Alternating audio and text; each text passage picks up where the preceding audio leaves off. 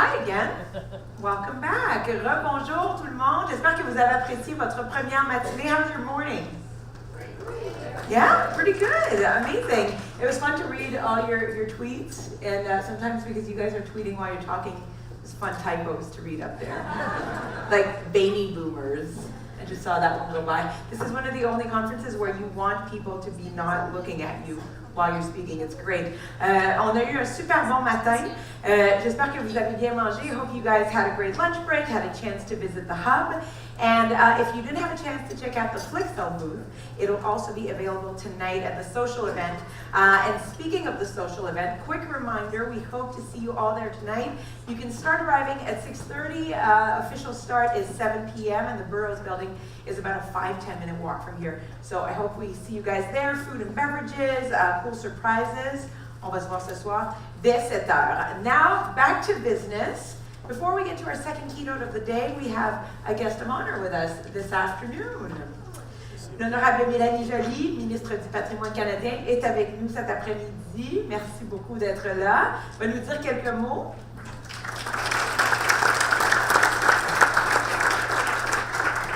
Madame Joly croit fermement qu'il est important de s'impliquer dans sa communauté. Et au fil des années, elle a manifesté sa passion en s'impliquant dans plusieurs organismes, plusieurs conseils d'administration, notamment ceux du Musée d'art contemporain de Montréal, de la Fondation du CHUM et de la Régie des Langues du Québec.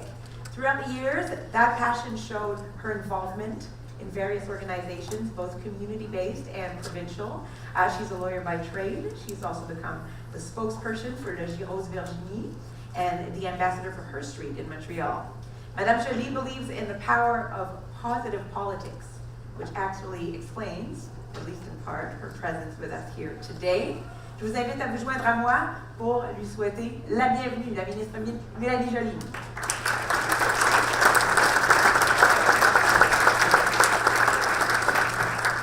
Merci, Anne-Marie. Okay. Can everybody hear me now? Yes. Yes, good, perfect. Well, I'm very happy to be here with all of you and to see again Monsieur Blais, Monsieur Jolicoeur, and all of you.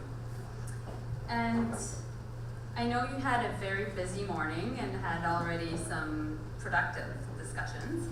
Mais j'aimerais tout d'abord remercier le CRTC et aussi en fait l'Office national du film, Claude Champierre, pour avoir organisé ce sommet très innovateur.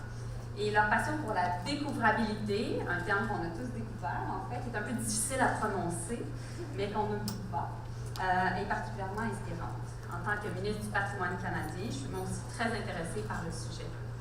Et je sais à quel point la découvrabilité m'aidera à exécuter le plan qu'on va mettre en place en fait en tant que gouvernement afin de renforcer nos industries de la création et de la culture. Addressing the question of discoverability is crucial to implementing our government's plan to strengthen our cultural and creative industries. The Government of Canada is proud to help support and promote Canadian culture, Canadian artists, and Canadian creators across the cultural industry spectrum.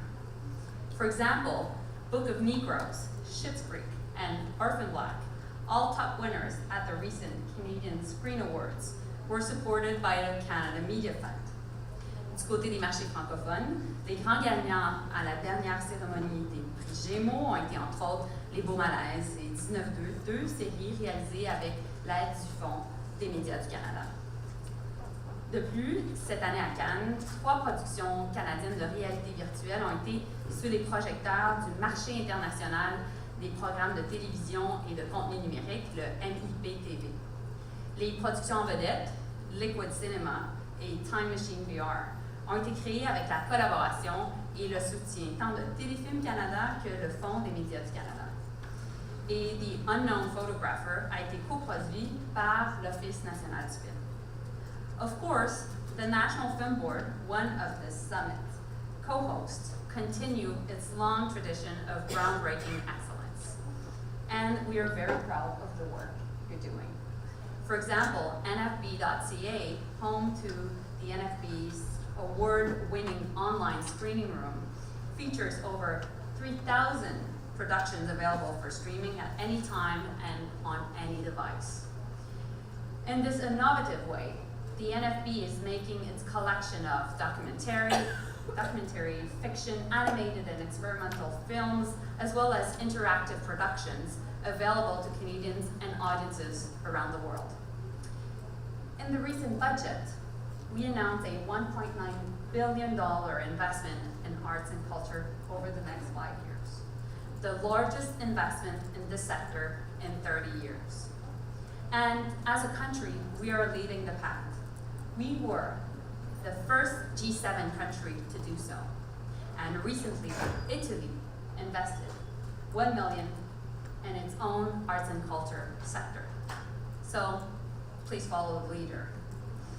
And why do we do that as a government? Well, not simply because of the sector's importance to the economy, and we know it's very important because it's worth $48 billion, 3% of our GDP, 640,000 jobs. But we really want to invest in an ecosystem of innovation, of creation that will foster innovation. Innovation is of utmost importance in today's world. Peu importe le secteur d'activité, notre capacité d'innover, d'imaginer, de créer et de repousser les frontières est inestimable.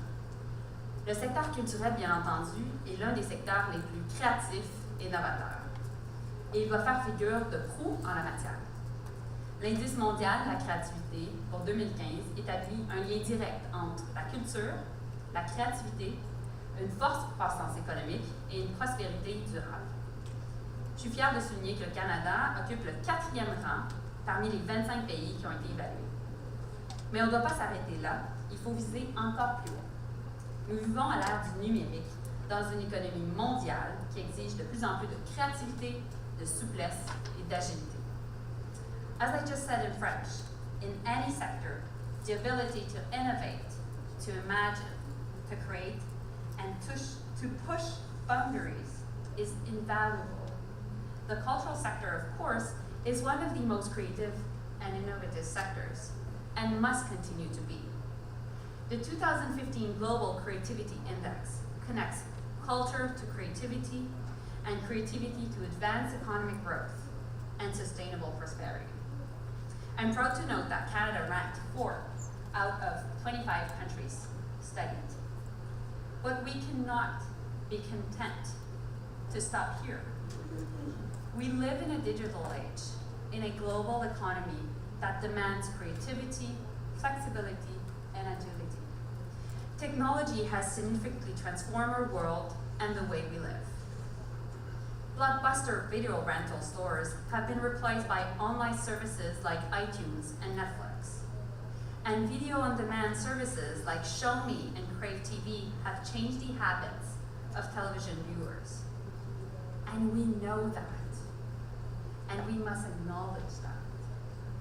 More and more Canadians use music streaming services like Spotify, Google Play Music, CBC Music, or Ici Musique to listen to the music of their choice. As well, more and more Canadians listen to podcasts of their favorite radio shows or choose to listen to AM, FM radio stations online. When they want, where they want. As we speak, even texting is being rivaled by Snapchat and WhatsApp. Les temps changent et nous devons suivre le rythme de l'évolution. Ce nous englobe qui? Englobe les entreprises, grandes et petites, de même que les artistes et les créateurs qui veulent connaître du succès sur un marché de plus en plus mondialisé. Technology has made creators of almost everyone. Content of all kinds, from almost everywhere, is available on multiple platforms. This, in many ways, is good news. On the other hand, it has made it more challenging for content creators to stand out and find audiences. And because of the ever-increasing range of content choices, we need to make it easier for Canadians to find the content they're looking for. I'm encouraged that innovators and industry leaders like you have gathered to discuss the paradigm shifts that are taking place and the challenges and opportunities they present. I believe that Canadian creators who have learned to attract audiences from across our vast and diverse country, but also from around the world, have what it takes to prosper in the economy of the future. It will require thinking outside the box. It will require creativity, courage, and cooperation. Last week, I was quite inspired by the teens participating in the Youth Summit on Discoverability. High school students between 15 and 17, the first real digital generation, brainstormed and discussed some of the issues you will talk about today and tomorrow. You will have an opportunity to learn what they had to say. I'm sure you will find their perspective enlightening, like my team and I did. But I also praise you to pay close attention to their opinions and findings. Considering the amount of talent and know-how in this room, I'm confident that as you take these and other points of view into account, you will find innovative ways to improve Canadians' ability to find and access content. J'ai hâte d'entendre vos idées, vos suggestions. J'ai hâte de savoir ce qui découlera de vos discussions. And as Minister of Canadian Heritage, I recently launched consultations on what the government can do differently to strengthen the creation, discovery, and export of Canadian content in a digital era. This exercise is driven by our belief that the time is ripe to review the role of the federal government in helping Canada's creative sector navigate the digital transformation and chart a course to ensure that we're poised to position ourselves as global leaders. I'm open to listen to new ideas and considering fresh perspectives on how the government can best assist the cultural sector in navigating the digital transformation. But I really urge you to think outside the box. I urge you to accept that technological changes which impact people's consumption of news and entertainment can be an opportunity for us to develop a new model that will lead the way to other countries' own digital strategy. That the ideas that come out of this summit will inform our public consultation, which I encourage you, all of you actually, to participate in. Let's all work together to discover how to ensure the continued vitality of Canada's cultural sector. I wish you an interesting and informative discussion this afternoon and tomorrow. Yes.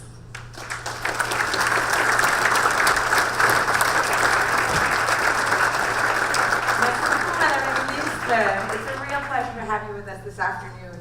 And now, before we move on to our afternoon keynote, I want to invite Valerie Creighton, President and CEO of the Canadian Media Fund, who sponsored part of this event, to come and say a few words. Join me in welcoming her.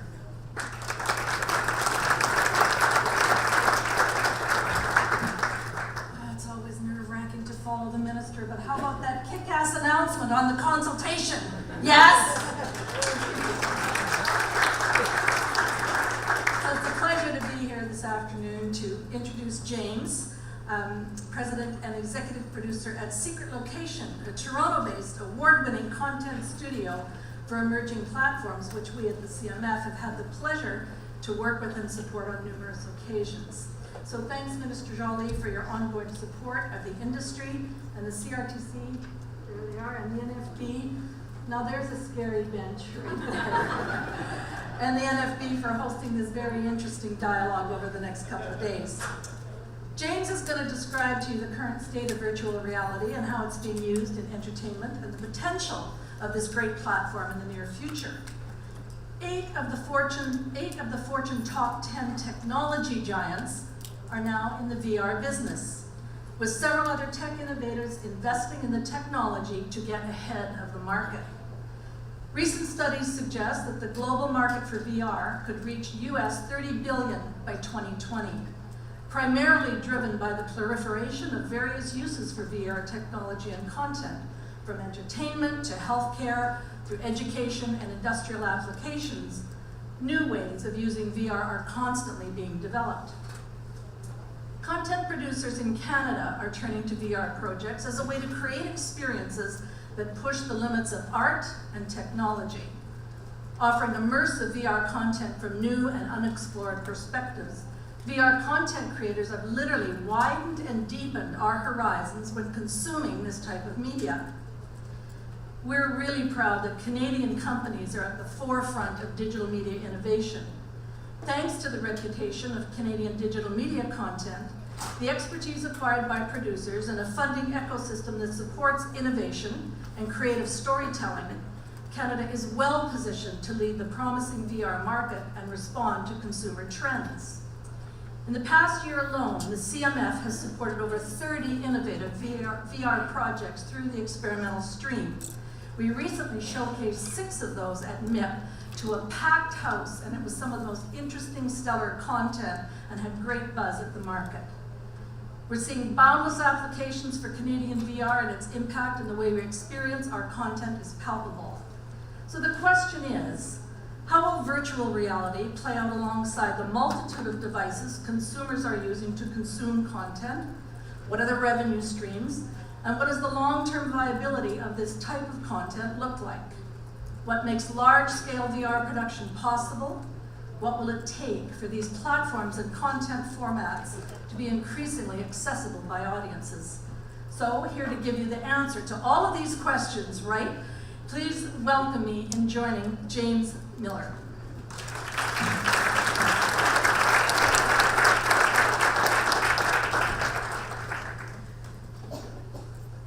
Thanks.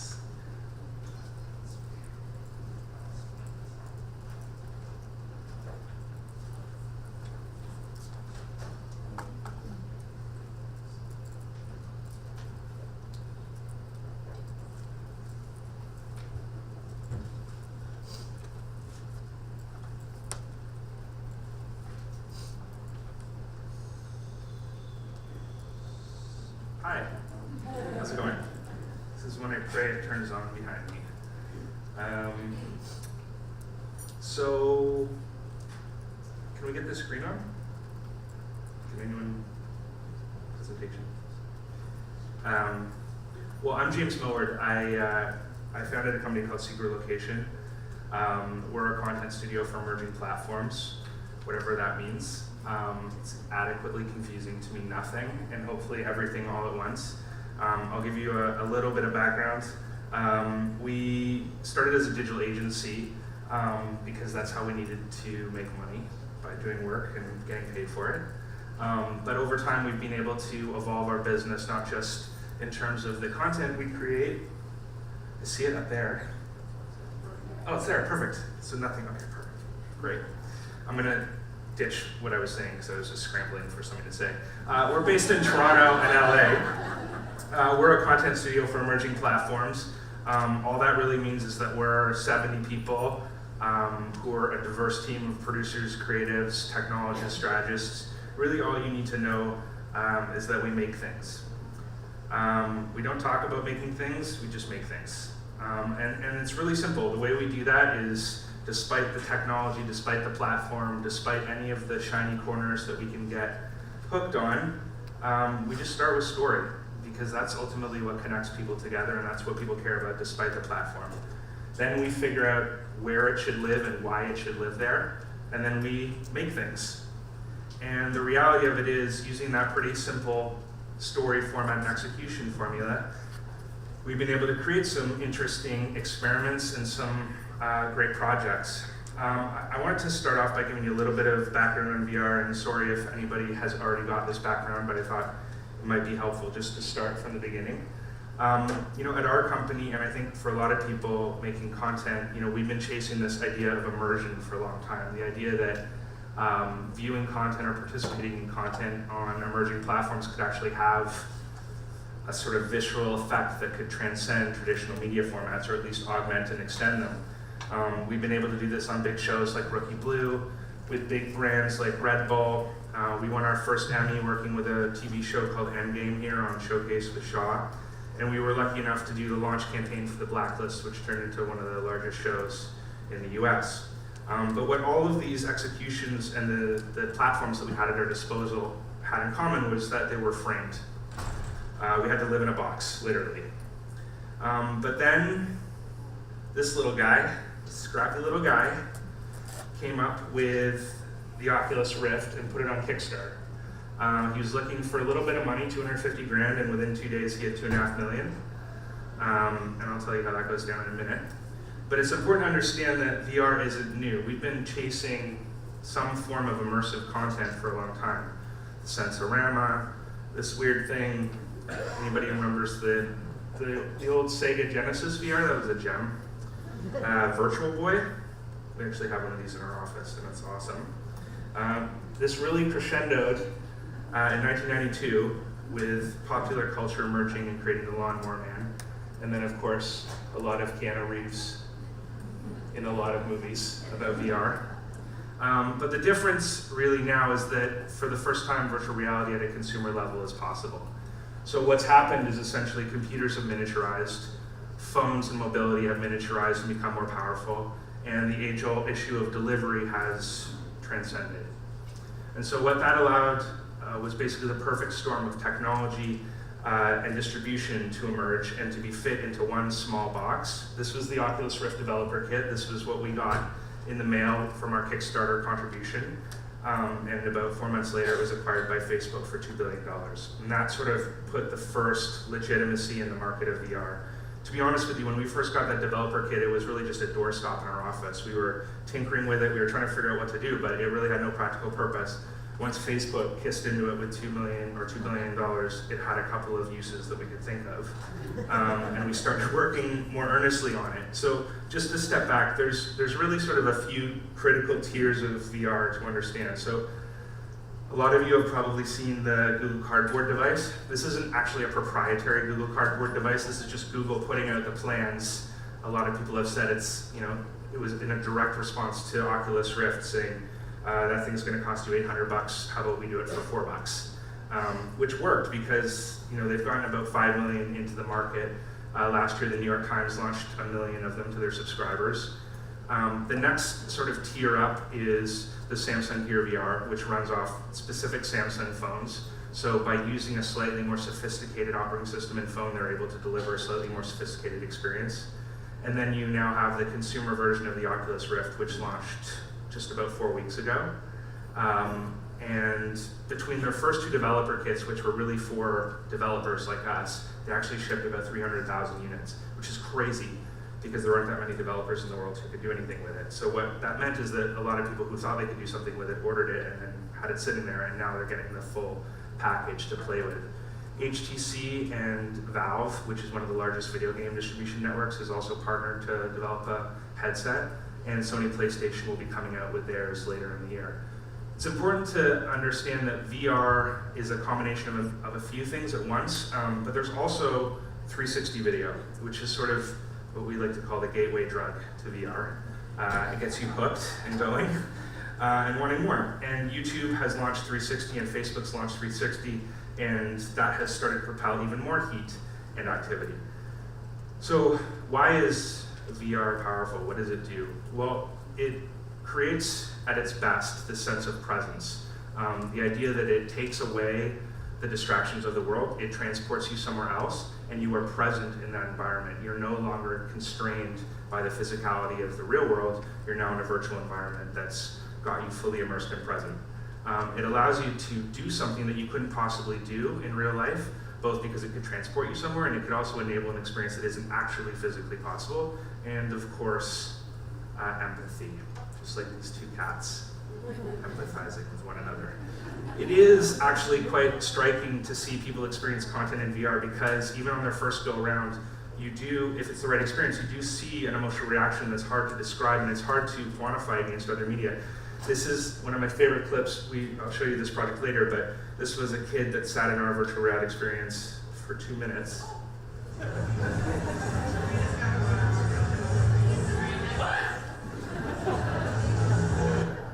No matter how good Games of Thrones is, that's pretty unique. And how does it do that? So the first thing is it puts you in a 360-degree point of view. It uses spatial audio, which follows your head. So where you look in that 360 space, the audio reacts to it. And ultimately, at its best, it has 3D visuals, which means it creates depth and the ability to have things happen in an X and Z space that is not necessarily possible in traditional media. So what this has meant is that we've had to sort of figure out new processes to create content.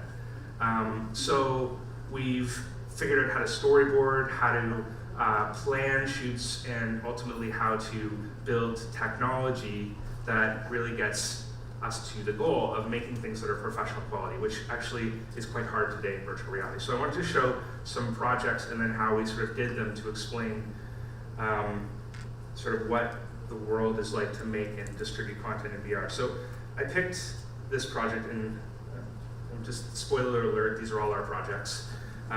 So we were fortunate enough that we got an opportunity to work with Fox very, very early on 2 years ago for Comic-Con 2014.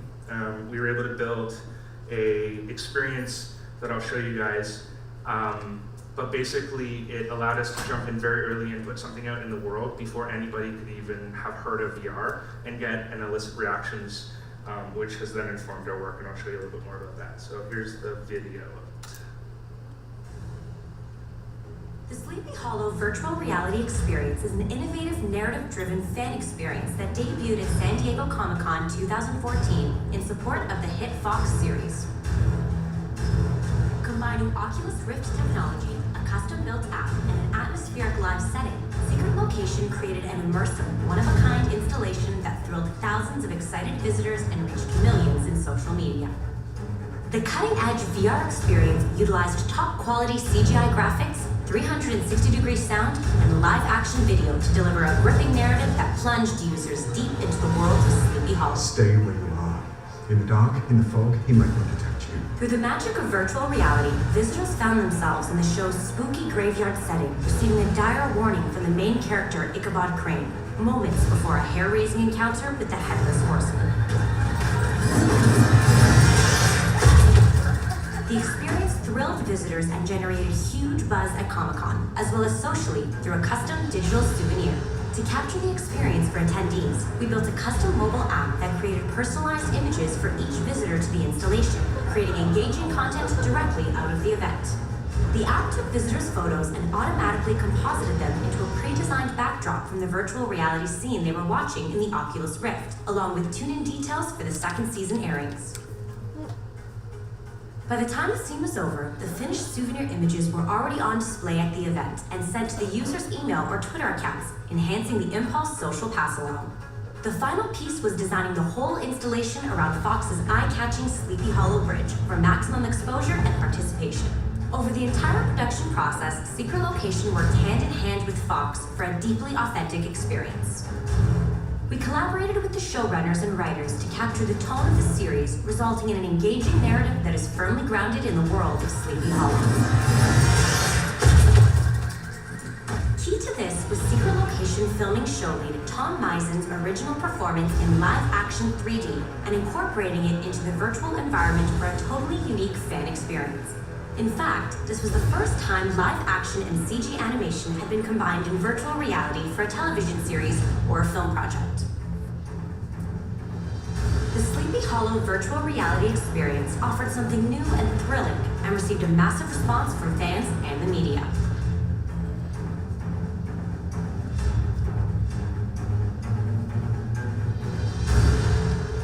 Over 4 days at Comic-Con, thousands of people took part, including cast members from the show, creating millions of media impressions online and socially, enabling a totally unique experience for a legion of loyal fans and those new to the series.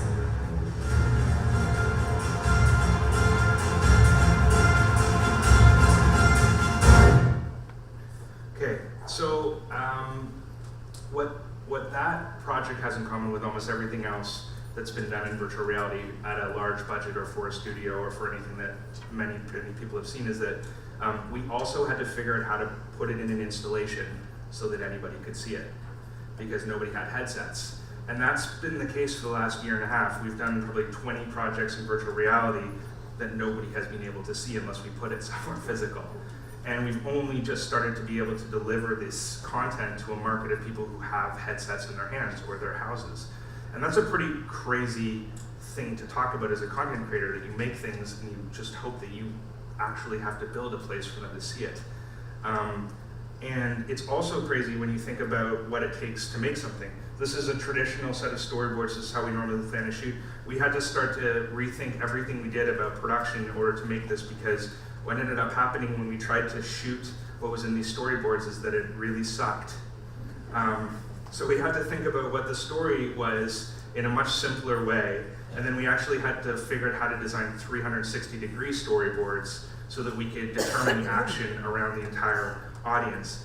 We had to sort of devise a way of positioning how the camera would face out and where it would face out and where the person would look, because things happen all around you in 360 space. We don't get to control the frame anymore. So we have to moderate how we produce. And therefore, when we come back to storyboards so we can actually show an actor, we're using these little pie slices to show you what part of the environment we're actually looking at in the 360 scene. That then sort of defined how we shot the experience. And what we realized quickly is if we shoot it with one camera, we end up with billboard video that basically just falls down in the experience. So we had to figure out, okay, what cameras exist where we could use 360 but are not overly cumbersome or expensive. And the result 2 years ago was that we had to make our own camera. Was dubbed Johnny 5 by the lead actor because it looked like the robot from Short Circuit.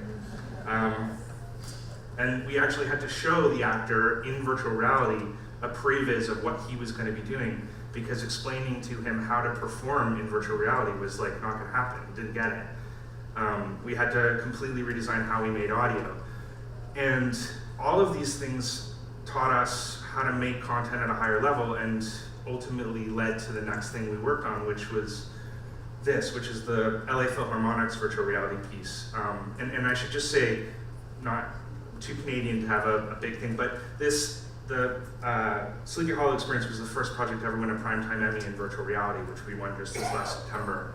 And it's interesting because there isn't actually a category for virtual reality at the Emmys. So we won in this user experience and design category, which is totally ill-fitted for what we did, but because it was sort of this moment in time for VR, they decided to give it to us, which has been really great because it's helped create a lot of leverage for us as a Canadian company with the US platforms and the international platforms, and it's also allowed us to get access to these kinds of projects at a higher level. So we were super lucky. Our clients at Fox introduced us to the LA Philharmonic, and they had this idea.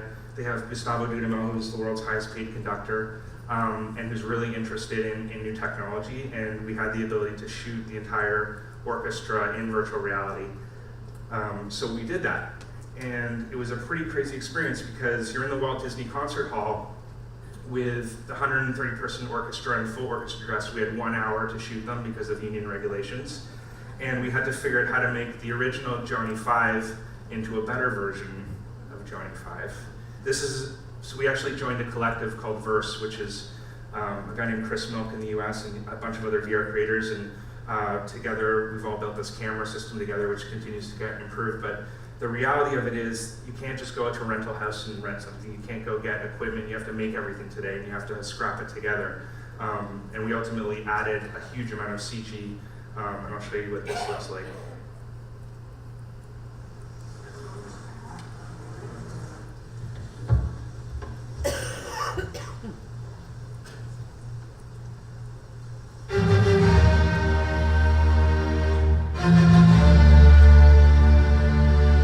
The most dramatic beginning in the history of music, because it's so direct. Beethoven opens to you the door to go inside of your essence, but to arrive there you have to go individually.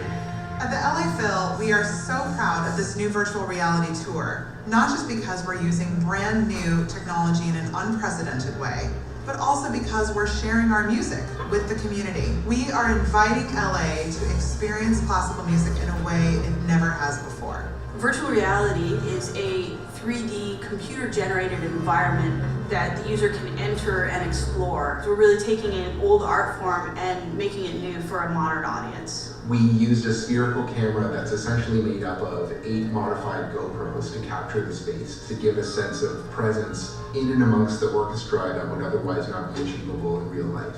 And we took that footage and sewed it together to create a stereoscopic 360-degree image. All of this to say, you've never experienced Beethoven's Fifth like this before. So what we're doing is we're taking this VR experience, we're loading it into a truck, and we're taking it to arts festivals, to museums, to outdoor events, trying to get it seen by people who might not otherwise get to experience one of our concerts. And it's called Van Beethoven. The CG element brings this piece to the next level. Essentially, we're allowing the user to have a representation of what the music does in the mind's eye. I often love watching people go into VR for the first time, to watch them take off that headset afterwards and see that sense of wonder on their face is incredible. Wow. You can come see us at one of our Van Beethoven tour stops for free, or Okay, you don't need to come see it at one of the Van Beethoven tour stops. But long story short, again, we have to load it into a frickin' van just to get anyone to see it. It's getting ridiculous. So in the fall, we were able to launch a project, and this is one of the first projects we were to launch on a mass scale. So we worked with Frontline on PBS and the Columbia School of Journalism to create an interactive documentary about the Ebola outbreak. We had our 360 cameras, took them to Sierra Leone, deep into the jungle, which was an experience, and was able to create an 11-minute documentary about the spread of Ebola in Sierra Leone and West Africa. So I'll show you that project, but what's interesting is that just in the fall, we actually were able, so this went out on thousands of Google Cardboards that Frontline printed. Millions of people have seen this on YouTube 360 and even more on Facebook 360. I think in the first 48 hours after launching on a Facebook 360, it had 30 million views or something crazy like that. So there's audience for this content. It's just a question of where they find it. So I'll show you what we did here. A microscopic virus began a deadly journey. It was the beginning of the worst Ebola outbreak in history. If you go to the mall, you see dead bodies, 15, 16, 17, 18, dead bodies all in body bags. We lit a fire and they fell from the top of the tree. Then we ate them. We had the idea that Ebola was something which was severe, but typically occurred in a certain way, and that could be handled. Her burial will cause an explosion of new cases. When she died, we washed the whole body. Extremely horrible because people are dying sometimes very distressing deaths beside a child. So I was afraid it would just be this like black plague with this inexorable spread across the continent and beyond. Ebola was not an exception. Ebola is a precedent. The other thing that's been interesting to me about this project and why I wanted to show it is because it's the first time I've ever, and this is, again, I'm too Canadian to have an ego about this stuff, but it's the first time I've ever seen someone take off or finish watching our work with tears in their eyes. I've never been able to experience that. And we were able to showcase it both in live events and to get that understanding of how visceral it was for people to be transported to an Ebola treatment hospital or in front of the person that lost their entire family. It's a pretty powerful mechanism to induce creativity to say what can you do next with it, or what can you do on the highest or most emotional level of that. So the next couple projects I'm just going to show are just title slides, but we've been fortunate enough that we're working on the first cable VR and linear series with Sci-Fi International. It's a 10-episode linear series, 5-episode VR that's completely interwoven. It's a future-facing police procedural. That's going to launch in September. And we've been funded by the CMF Experimental to do a 10-episode virtual reality project with Stephen King, which is pretty crazy because it took us quite a while to convince Stephen King to have a conversation with us, let alone to do something in VR. So this is a pretty big opportunity, and quite frankly, not just because Val is sitting in the third row, but because we had this funding and these resources to put forward against a very valuable piece of IP in a format that other people hadn't been able to get to yet. So I just wanted to kind of talk through where we see this going next, because as content creators, it's a really exciting time. And it's an exciting time for a few reasons. The first is that the creative potential is out of control, it's out of bounds, it can do anything. So the question we're continually asking ourselves is not what can we do, but what should we do? What's appropriate? Why does watching or participating in something in virtual reality matter more than watching it or participating in it on another platform? Because it's our belief that media is not a zero-sum game. You don't stop watching TV to watch VR. You don't stop listening to the radio to watch TV. You do it all at once and you divert your attention based on the loudest or most exciting or most conducive to that attention at that moment. And so for us, asking ourselves what should we do means that if somebody's gonna put on a headset and buy a computer and go through all the rigmarole to get their self in VR, then we better have something really good for them. Otherwise, they're gonna take that headset off and return it to Best Buy, and we're done. So for us, looking ahead, we're both excited by the numbers. This year, it's a build year for sure. Next year, probably a build year as well. The content that gets created and published, it's not gonna be Angry Birds, in my opinion. It might be, and that would be very exciting, and I hope it's ours. But I think it's better to take a bit of a long view towards this. These headsets are not that cool. They're really not. And it's an incredible experience to watch people participate in it, and you'd be surprised how much the content and the possibility of the content overcomes how uncool these headsets are. But the reality of it is, it's a bummer to wear that thing. It sucks. And we need to get these things smaller and more conducive to the content in order for them to be successful. The potential of this, and this is real data, is that this market grows by 2025 to 125 million headsets. That's divided somewhere between software and content and hardware, but you're talking about an $80 billion market by 2025. And that's only 9 years away. And I know that probably doesn't, or maybe does seem like a long time, but I don't know, between 2007 and now just whipped by for me. So what we're really trying to do is think about what this means. And we have some encouraging understanding of audience. I always hate the word millennial because I'm not one of them, and I always hated it when it was. But the reality of it is that millennials, they want VR. They're participating in it. 360 video on YouTube and Facebook is punching way above its weight, way above its weight. So we're starting to see that gateway drug hook people. The question is, what will we come with to continue to monetize that behavior? 50% of millennials expressed a favorable purchase intent, whatever that means, but hopefully it means they're gonna buy it. And when, it's our opinion that when PlayStation VR launches, that's gonna be a big watershed moment. 20+ million people have PlayStation 4s in their house right now. That means you don't have to go out and buy a computer. The headset's $400 or $500 max. You plug it in and you play. If this is good, when it's good, we have a developer kit, it's good. It's gonna be a game changer. And it might mean that games are what make a game changer happen earlier than other things. But that doesn't mean that just because people enter through gaming, they stay because of gaming. And in fact, you look at Xbox Live and Sony PlayStation Network and you see a huge amount of people using those for home entertainment needs. So the reality of it for us is that, we want content, we want storytelling. We definitely or probably are interested in TV, movies, and films in VR. And the big players are seeing that. Netflix is wading in, there's no question about it. Oculus, it's their whole game, they're going hard on it. Hulu, bit of a better judge in my opinion, because not only have they waded in, but they've also carved out and creating some original VR content.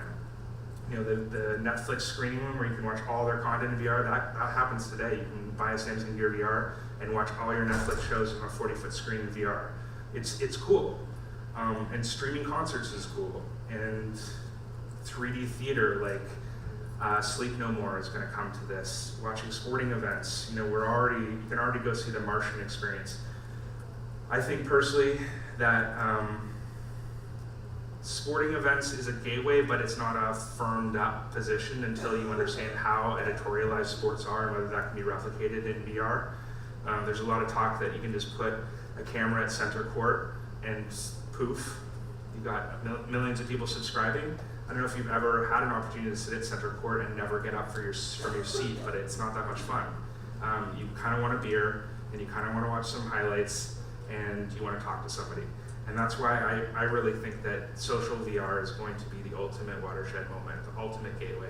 And if you think about why Facebook would acquire Oculus Rift, you have to think that the future of the social network is, at least in some degree, based in virtual environment.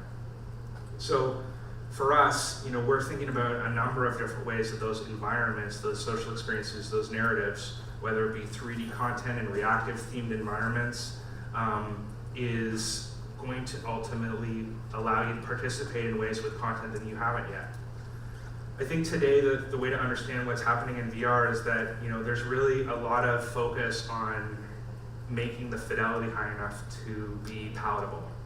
And that means that in its most derivative form, and I don't mean this in a negative way, I just mean that the way people are contemplating it right now is that they're replicating reality.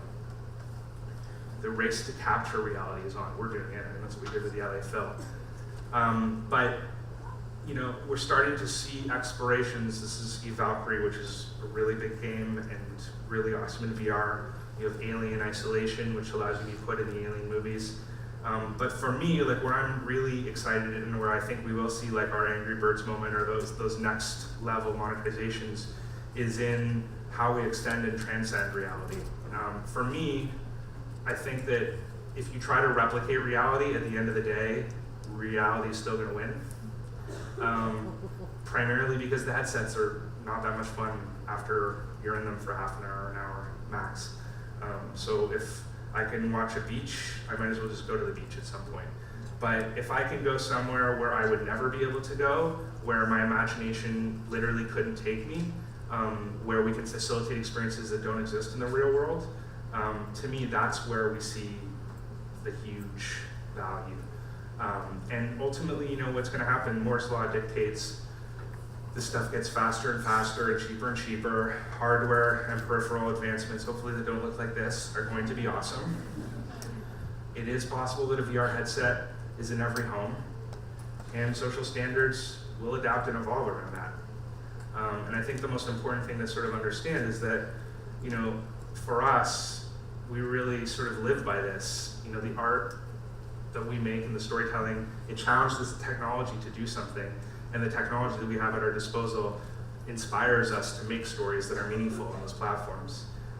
But I think that the most important thing to leave this room is that we're all doing something we don't know how to do in order to learn how to do it. And that's particularly important today because by the time this does have the ability to transcend, or there's a VR headset in every house, there won't be time to figure out how not to screw it up.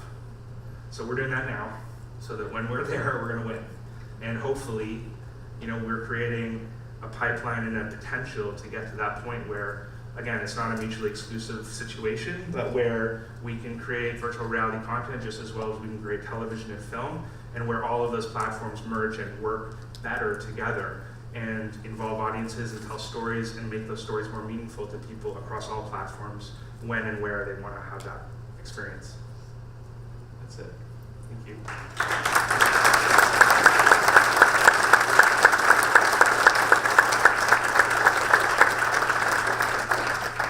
Let's totally leave some time for questions. So unless you guys are running late, do you guys want to ask questions, or I can also go over there.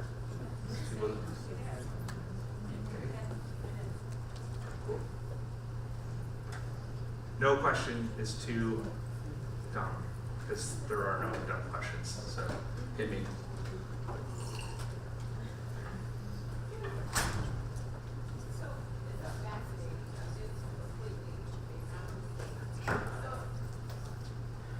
This is fascinating. The 3D movement, though, with televisions a couple years ago, it didn't seem that took off very well. Was it because the content wasn't there, which is why the devices weren't intriguing? Because if you recall, just 2 years ago, Sony and others were enabling 3D TVs, but the market didn't seem to pick up on it as quickly. Do you think it was because the content was just not available? I think it's a combination of a few things. I think that people already have a TV. So there's already an inaction there that's going to happen with me needing to get an ATV for that explicit reason. It's not necessarily a compelling reason. Definitely the content wasn't there. There's not even any question. And furthermore, the ability to create that content was sort of not viewed as something that needed to be paid specific attention to. It was sort of like, oh, we'll just do a post-conversion, or oh, we'll just make this at the same time, oh, we'll just shoot the stereoscopically. Doesn't really work out. It didn't really work out that way. They were also really expensive. We're talking in the VR headsets that I've shown, you know, Google Cardboard, $15. Samsung Gear VR, $99. Oculus, $500-600 in the US. You're not talking about $4,000. So at the end of the day, when you combine a number of things, I mean, I think we are in a moment where this will be a shade closer to 3D TVs, or it could be the iPad. And it really just depends on that content ecosystem and the controlling mechanisms and the way that developers are given the ability to create content versus a closed ecosystem. You know, it's very difficult as somebody who makes content to get my stuff on 3D TVs or to get it into, like, there weren't networks. Like, it just, the ecosystem wasn't quite there. So the ecosystem is being set up better here. It's obviously got a long way to go, but I think it's a different set of parameters.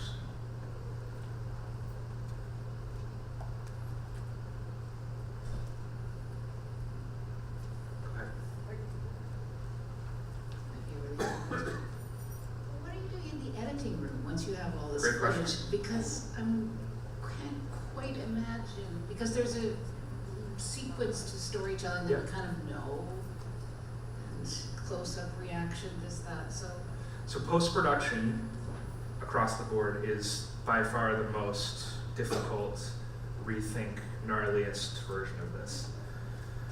So when you shoot VR content, either with a 360-degree camera or with two stereoscopic cameras that are then put into a CG environment, you basically have to do a first, like almost like an assembly, but the assembly is more sophisticated because you're actually like stitching shots together. And that stitching of multiple cameras from a 360-degree rig, or it's just really arduous, manual, crappy work. I wish there was a plug-and-play system. We're one of the earliest people to use the Google Jump camera. We're actually getting trained on it this week. I am like literally praying every night that it works because it sucks so bad doing that level of post-production. Assuming that you can get stitched, well-placed footage, then it's actually not that different because once you put that into you can either just put the front-facing cameras into a traditional editing program like Final Cut or Avid, or you can actually just unstrip that video so that it looks like a giant like panoramic. And then you basically cut your shots together, and then that goes back over to a separate team that basically takes those shots, does like a fine edit, a fine finish to the stitching, and then does another assembly, and then you tweak from there. But it's really like, it's more like doing a CG pipeline and having multiple steps with multiple authors on multiple different machines than it is doing a straight edit of like just linear reality footage where you're just gonna put it in and find the story there. It's a much more collaborative, iterative process. One of the most difficult things, quite frankly, is just actually publishing rough VR projects for approvals or people to see it. We actually had to build a proprietary platform that allows us to distribute content so that we could just get that content in the hands of our partners. And it's not ideal. Like, these are not the things we go to work every day to do. We go to tell stories, but in order to tell those stories, you have to figure out the tools. And so that's what we've sort of been doing, part and parcel of our structure. But I mean, there's no right answer, there's no silver bullet, and there's slight variations. And it's, you know, there's actually a lot of open source documents on the internet that just have given people's techniques of how they do it, or different kludges, or different workarounds. A lot of communities, a lot of our post guys and technical guys just going into like Reddit forums and like reading stuff. Like, it's gnarly. I wish it was more glamorous, or I had some secret answer for you, but it's just hardcore.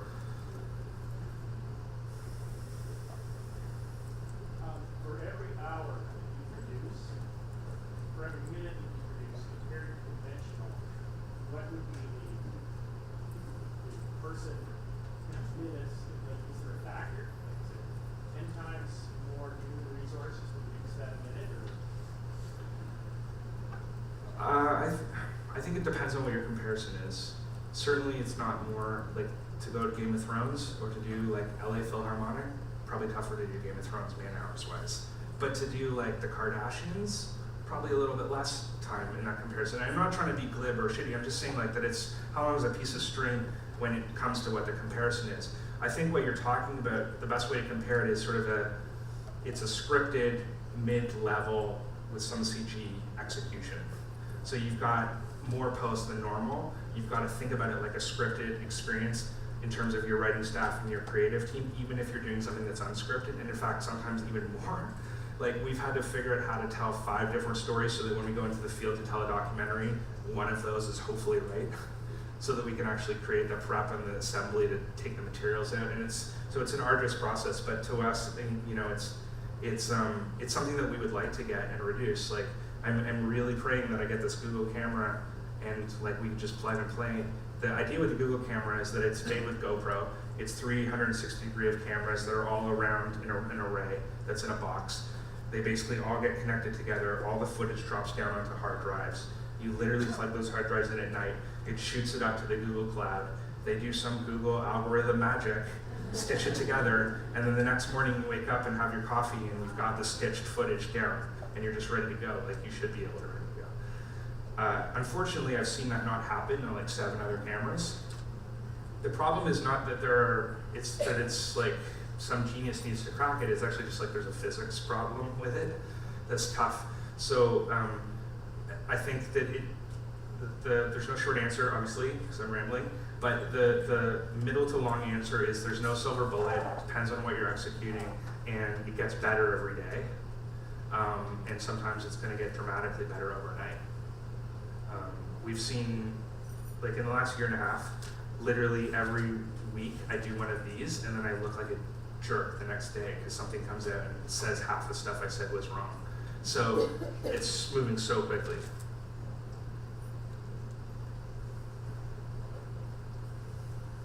You mentioned that the headsets, I believe it's your words, are a bummer.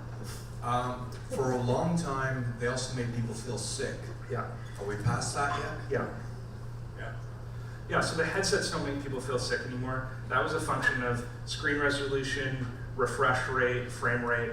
The hardware issues that made people feel sick are gone. The software, the content issues that make people feel sick will never be gone, no matter how good it is. Which means that there are rules to creating content in VR. And those rules are associated with not doing things that make the brain lose presence in the environment. So the best way I can explain it is that nausea arouses when it's like you've got your eyes closed in the back of a car really hungover. It's like if you can avoid some of those factors, better off. So like we don't move people in VR without being attached to something that they can see that is moving, because that's what makes you feel like you have motion sickness. So like at the beginning we were like, oh, you can be a disembodied head, or you don't need to be associated with anything, you're just like shifted across, or we're like, everyone used to think in dolly shots, oh, we'll move you through this room in VR, and that just made people barf right away. So now if we want to do that, we have to like associate them with something that they can see is moving with them, whether that's a vehicle or legs, or and there's a number of other factors like that that we've figured out and that we've been worked out with the platforms that help associate best case scenarios. There's also factors of interactivity in controllers that make it easier or to cause nausea. But the reality of it is it's not a hardware issue, it's an us issue, and it's just trial and error until we get it right, basically. Okay, one more?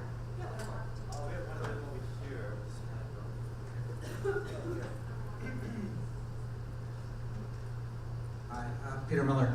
You're doing great work. There are other companies in the Canadian space, both the hardware and software space, that are doing great work. You're obviously very optimistic about how this can develop. My question is, how do you think Canadian companies are positioned in this space? Is there a real opportunity for Canada to punch above its weight here? Particularly because it is a new medium and we're getting in on the ground floor, and also because, related to the earlier question, it's not about high resolution fancy graphics, it's about immersion in an environment that works, so the costs don't have to be ridiculously high. Anyway, any thoughts on that? Yeah, I mean, I think that, okay, so it's an even playing field, so there aren't any dramatic territorial benefits. Like in the late 90s when there was just like way better broadband in Sweden. You know, like we don't have any of those.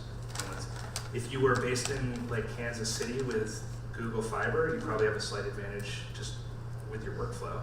But other than that, nobody has a better advantage. I think that we have, you know, it's interesting to go to the US. We have an office there. I've spent a lot of time there recently. America is wonderful, as we all know. But it also is not a place that shepherds early stage stuff without it having market validation. And so the advantage that we have is that we do have some funding here that is willing to take earlier bets more often until we figure out what that monetization is and evaluate it with maybe some slightly different criteria. So that's definitely got the chance. There's a company in Montreal, Felix and Paul. You know, we're friends with that company. We won the first Emmy in VR, Primetime Emmy. They won the second Emmy in VR, Daytime Emmy. You know what I'm saying, right? Just joking. I love those guys. But I think, look, like we just got 2 out of the only Emmys in VR. Like we definitely have that capacity to punch above our weight. The other thing that's been crazy to me, like we are very honest. We have a Canadian office. A lot of our work gets done in Canada. Most of our work gets done in Canada. No one in the US or England or anywhere else has been like, oh, you guys work in Canada. It's more like, oh, we get to work with somebody in Canada. So I think it's about like sort of the perception changes, the resources and the financing we have, and ultimately just that effort, that willingness to try things and hit it and hope for the best. And when those things combine and coalesce, we get a better shot at it than anybody. Thank you.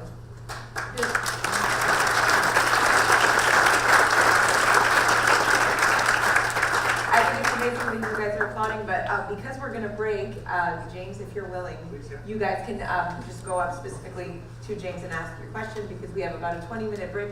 Does your brain hurt? No.